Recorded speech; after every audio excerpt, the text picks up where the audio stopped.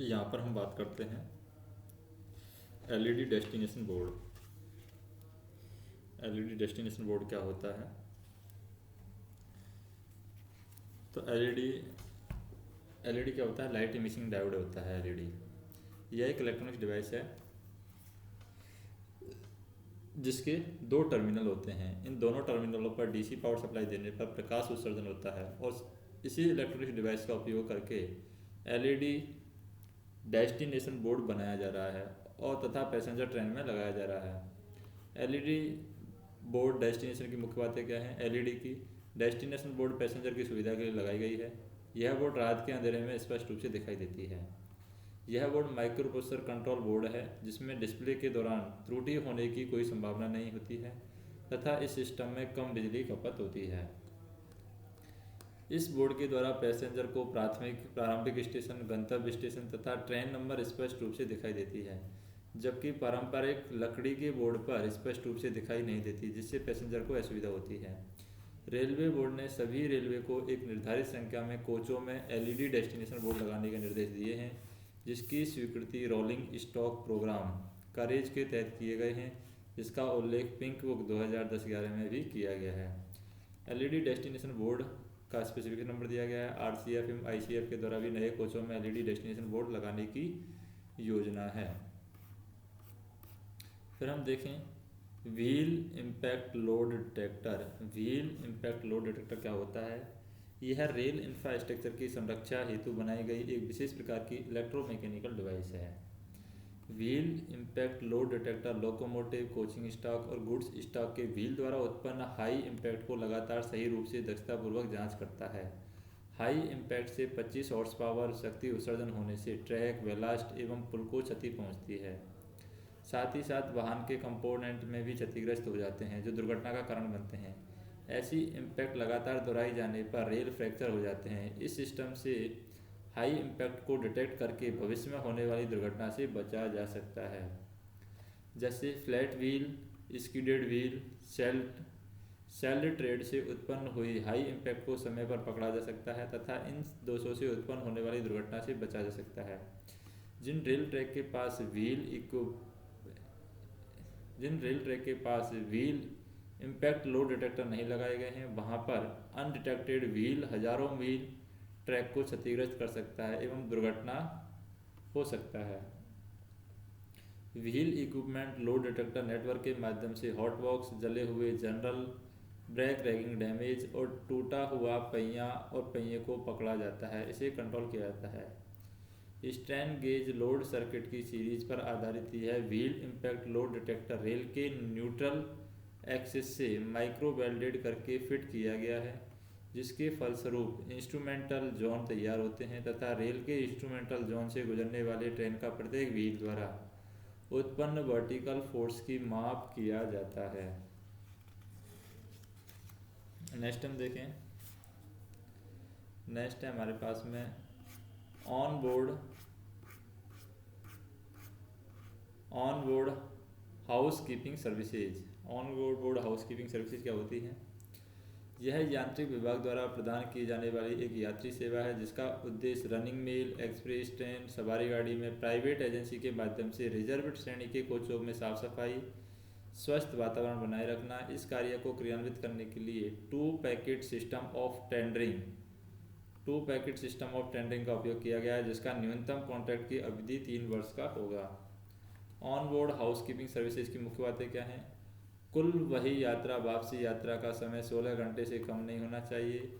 इस स्कीम के तहत वेस्टिबल युक्त आरक्षण श्रेणी के कोच को ही सिर्फ सम्मिलित किया गया है। राउंड ट्रिप ट्रेन रैक में ऑन बोर्ड क्लीनिंग की व्यवस्था प्राइमरी मेंटेनेंस डिपो द्वारा किया जाना चाहिए। सभी राजधानी एवं शताब्दी ट्रेन को IVHS स्कीम के तहत सम्मिलित किया गया है। जब कभी पैसेंजर द्वारा ऑन बोर्ड क्लीनिंग की इच्छा मांग की जाती है तो उस वक्त यह सर्विस दिया जाता है। इसके अंतर्गत टॉयलेट, डोरवेज और गैगवेज के क्षेत्र मुख्य रूप से आते हैं। कार्यालय का समय है 5 घंटे से 9 बजे तक और शाम को 4 बजे से 8 बजे तक है। एक निश्चित अंतराल के बाद पैसेंजर कंपार्टमेंट के और आइसल एरिया के साफ सफाई दिन में 2 बार होना चाहिए। यदि कोई परिवर्तन करना हो तो CME से इस बात की सहमति लेना आवश्यक है। ओवीएच सेवा प्रदान करने वाले ओवीएच सेवा प्रदान करने हेतु प्राइमरी ट्रेन के संबंधित कोचिंग डिपो ऑफिसर द्वारा पहचाना हुआ को एक प्रमाण पत्र जारी किया जाएगा जो कि उस ट्रेन पर यात्रा करने के लिए अधिकृत होंगे। इस स्कीम के तहत साफ सफाई के बारे में पैसेंजर द्वारा फीडबैक भी लिया जाता है। और यहाँ पर OVHS क्या है? स्कीम के लिए man power, tool cleaning agent, chemicals और डिसइंफेक्टिंग एजेंट, यूनिफॉर्म सभी उपरोक्त आइटम और कॉन्ट्रैक्टर द्वारा व्यवस्था किए जाएंगे। कोच के कचड़े को एक पॉली बैग में जमा किए जाएंगे और सील करके नामित मध्यवर्ती स्टेशन पर C&W सुपरवाइजर रिप्रेजेंटेटिव को हैंड ओवर किए जाएंगे ताकि उनका डिस्पोजल किया जा सके। और कॉन्ट्रैक्टर के अधीन कार्यरत कर्मचारी को पहचान पत्र फोटोग्राफ के साथ कॉन्ट्रैक्टर द्वारा जारी किए जाएंगे। फिर है, अब हम देखेंगे लॉन्ग हॉर्न ट्रेन। कौन सी ट्रेन है? लॉन्ग हॉर्न ट्रेन है, वो हम देखेंगे।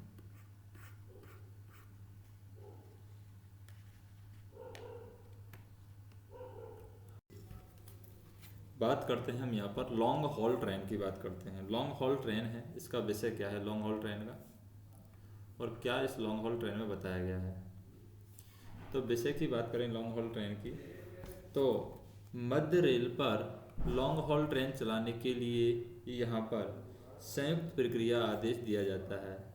तो इसके संदर्भ में मुख्य परिचालन प्रबंधक मुंबई कार्यालय के पत्र संख्या में यहाँ पर लॉन्ग हॉल ट्रेन बताई गई है 28/1/2011 से। इसकी सामान्य की बात करें, सामान्य स्थिति में क्या होता है? 42 BCN, 45 BOXN हो सकते हैं, 45 BLC हो सकते हैं, यानी 45 यहाँ पर VLC हो सकते हैं, और 50 यहाँ पर BTPN हो सकते हैं, 45 यहाँ पर BRN हो सकते हैं, और 45 यहाँ पर वॉस्ट हो सकते हैं।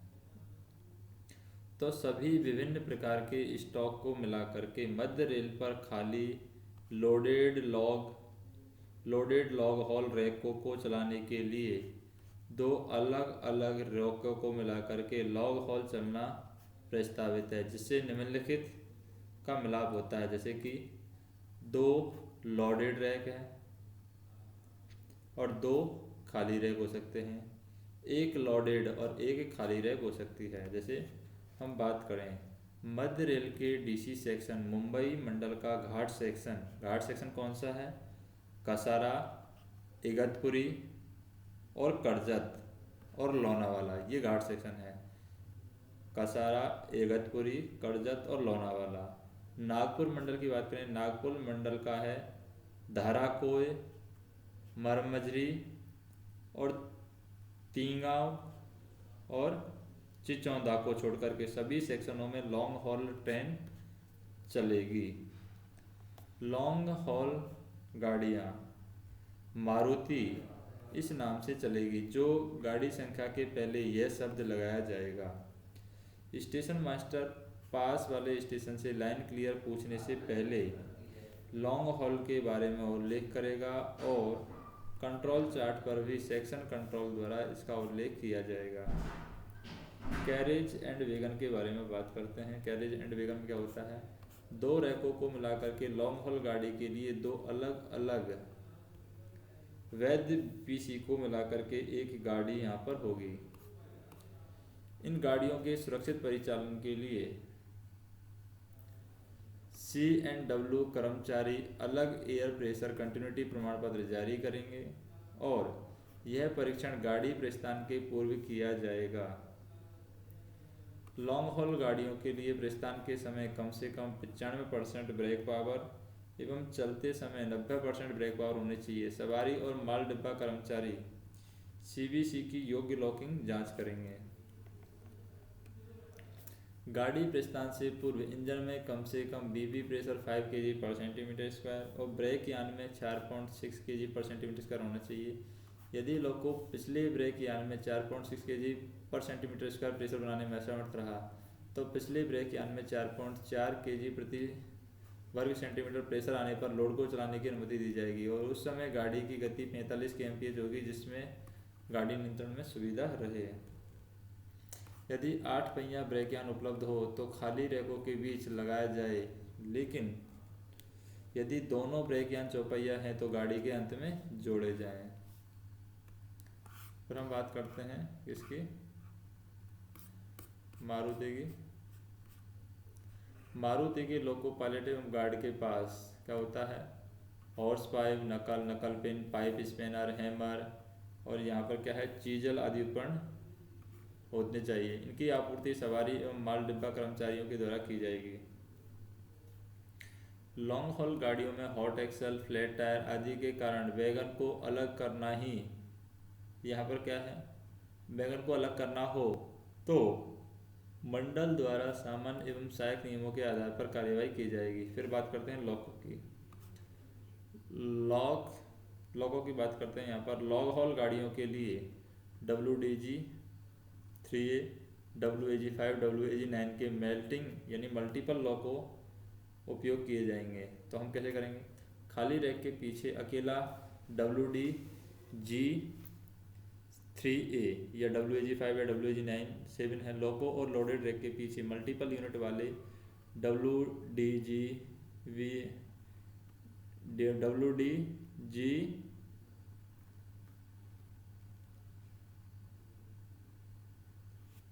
WDG 3A है यहाँ पर ये, और यह WAG 5 दो रैकों के बीच लगाई जाएगी। गाड़ी का संपूर्ण कर्मी दल वॉकी टॉकी के माध्यम से एक दूसरे से संपर्क करेगा और उधर उल्लेखित लोकों के अतिरिक्त अन्य लोकों को भी इस गाड़ियों के लिए उपलब्ध किया जा सकता है। यह सुनिश्चित किया जाए कि लोकोमोटिव का डायनेमिक ब्रेकिंग कार्यरत है। A and B safety category से जुड़े लोको पायलट्स सेक्शन में भली भांति परिचित एवं पर्याप्त अनुभवी चालक लॉन्ग हॉल गाड़ियों के लिए नामित किए गए हैं। ऐसे लोको पायलट के नाम क्रू बुकिंग लॉबी में प्रदर्शित किए जाएं। ब्रेक लगाने के बाद गाड़ी फिर से चलाने के पूर्व लोको पायलट यह सुनिश्चित कर लेगा कि इंजन और ब्रेक यान में VV प्रेशर फिर से प्राप्त कर लिया है। पिछले ब्रेक यान का गार्ड आदि आगे के लोको पायलट को यह जानकारी देगा कि सेक्शन में गाड़ी दोबारा चलाने के लिए कम से कम 5 मिनट का रिलीज टाइम लोको पायलट द्वारा होना चाहिए। आगे के लोकोमोटिव में कुल 5 ऑन स्थिति में लगे हैं। P की बात करें 3L 3 लाइन प्लस 2T, ये आगे का जो है आगे के लोकोमोटिव में ऑन स्थिति में होंगे, चार्ज करेंगे। मारुति रैक के बीच आने वाले लोको 1-1 ऑन आइसोलेट रखेंगे ताकि उनके द्वारा BP प्रेशर चार्ज नहीं होगा। फिर सतर्कता आदेश का पालन करते समय लोको पायलट गाड़ियों के ब्रेक का जहां तक संभव हो सके कम से कम प्रयोग करें। यथोचित नॉच कम करके या बढ़ा करके रियोस्टेटिक ब्रेकिंग द्वारा गाड़ियों की गति पर नियंत्रण करेंगे। रियोस्टेटिक ब्रेकिंग लगाते समय एवं उसे निकालते समय पहले 2 नॉचेज मैनुअली 10 से 20 सेकंड में लेना है। फिर है 2 लोडेड या 1 लोडेड या 1 खाली रैक की गाड़ी को चालू करते समय बीच वाला लोको पायलट प्रथमतः 2 नॉच लेगा। इसकी सूचना वॉकी टॉकी द्वारा अगले लोको पायलट को देगा। इसके बाद प्रथम लोको पायलट नॉच बढ़ाना आरंभ करेगा तथा बीच वाला इसके साथ सहकार्य करेगा। बैंकर के मामले में बैंकर का लोको पायलट नॉच लेगा। किसी भी कारण से लॉन्ग हॉल गाड़ी के लोको को बदली किया जाता है। ऐसे समय में पूरे लोड के एयर ब्रेक मैनुअली रिलीज किए जाएं जिससे ब्रेक बाइंडिंग टाली जा सके।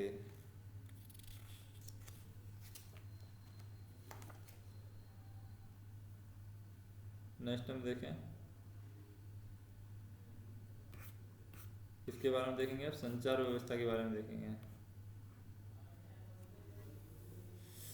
जैसे जो संचार व्यवस्था है, लॉन्ग हॉल में कार्यरत सभी कर्मी दल गाड़ी चालू करने से पूर्व सुनिश्चित करेंगे कि उनके वॉकी टॉकी सेट सही कार्यरत हैं।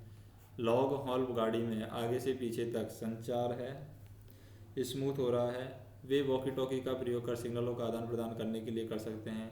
क्योंकि लॉन्ग हॉल गाड़ियों की लंबाई अधिक होने के कारण गाड़ी की दृढ़ता कम हो जाती है। लॉन्ग हॉल गाड़ी आरंभिक स्टेशन से लोको पायलट एवं गार्ड के द्वारा सिग्नलों का आदान प्रदान करना संभव न तो वॉकी टॉकी का प्रयोग किया जा सकता है। फिर है मंडल द्वारा यह सुनिश्चित करेगा कि 15 किलोमीटर तक कार्य करने वाला वॉकी टॉकी लॉन्ग हॉल गाड़ी पर कार्य करते समय कर्मी दल को उपलब्ध कराएगा। गाड़ी चलते समय वॉकी टॉकी द्वारा संचार स्थापित नहीं होता है तो अगले स्टेशन पर गाड़ी रोक करके उसे आगे चलने नहीं दिया जाएगा। संचार के सभी साधन खराब होने पर अस्थायी इकैरी लाइन वर्किंग के दौरान लॉन्ग हॉल गाड़ी नहीं चलाई जाएगी। फिर बात करते हैं परिचालन के बारे में। परिचालन क्या होता है?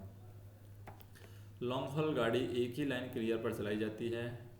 टेल बोर्ड, टेल लैंप सबसे पिछले वाहन पर लगाया जाएगा। टेल बोर्ड, टेल लैंप बीच वाले ब्रेक यान पर नहीं लगाया जाएगा।